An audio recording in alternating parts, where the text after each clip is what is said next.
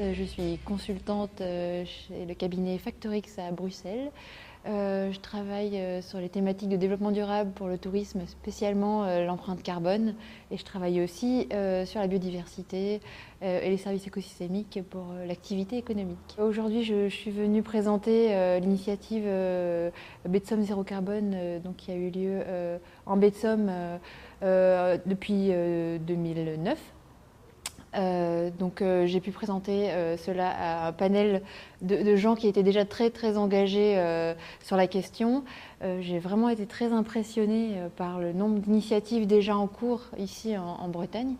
Je crois qu'ils sont vraiment sur la bonne voie et le point très positif, c'est qu'ils font collaborer les acteurs de terrain, les acteurs du tourisme, les acteurs économiques. La région a vraiment pris ça à bras le corps.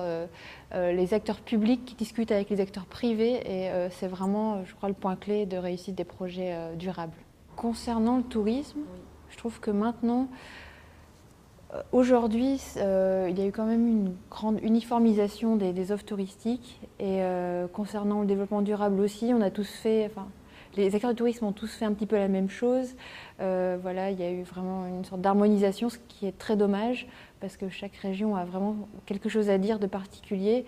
Vraiment tout est inventé et en prenant la thématique environnementale à bras le corps et en l'amenant dans le futur. Et je trouve que déjà la Bretagne le fait assez bien. Il y a beaucoup de signes positifs. Ce qui doit être nouveau justement, c'est vraiment impliquer le visiteur dans sa démarche touristique, c'est-à-dire qu'il devient vraiment acteur. Ça se fait avec, on voit TripAdvisor où on laisse tout de suite un commentaire, mais c'est toujours après le séjour, c'est toujours en critique. On pense que ça serait vraiment très intéressant de faire vraiment participer le visiteur dans son parcours et que lui-même décide d'où il veut aller en ayant les clés de décision. Donc justement, le critère environnement serait une des clés principales. Pourquoi pas une application smartphone? On peut vraiment tout imaginer maintenant avec le développement de la mobilité de communication.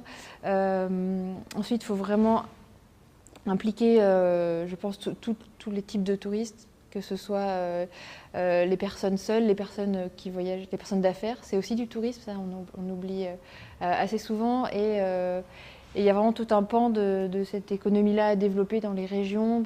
Les gîtes, les chambres d'hôtes aussi pourraient développer des offres pour le tourisme d'affaires. Je pense que c'est des choses qui sont qui sont dans les boîtes, mais qui vont vraiment sortir. Et on peut utiliser le développement durable pour développer des offres vraiment très chouettes et qui vont vraiment en avant et qui vont anticiper ce qui va se faire demain. Ça, c'est une certitude.